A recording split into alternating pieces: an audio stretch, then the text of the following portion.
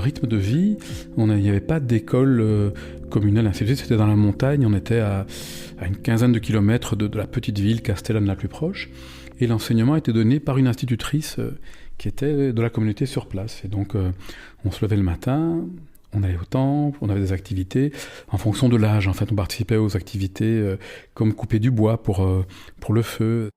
Alors le lien avec la spiritualité ou le sacré, j'imagine qu'il était un peu étrange. Tout jeune, c'est quelque chose qui était très fort au fond, se lever, le chant des prières, et puis même si c'était du bouddhisme tibétain, ou peut-être à cause du bouddhisme tibétain, il y avait toute cette idée des énergies de la montagne, des énergies de la forêt, de ce qu'on amenait dans la montagne, des offrandes. Et donc j'avais, en tout cas moi, cette perception, cette sensation que le monde dans lequel j'étais était un monde magique. Si je pense aux pratiques vraiment, c'était très différent par contre, parce que les pratiques étaient comme elles étaient imposées. Chanter des prières en tibétain, je ne voyais pas trop ce que ça voulait dire, et avec le temps de moins en moins. Et je crois que mon rapport aux pratiques contemplatives formelles, c'était plutôt un rapport d'obligation.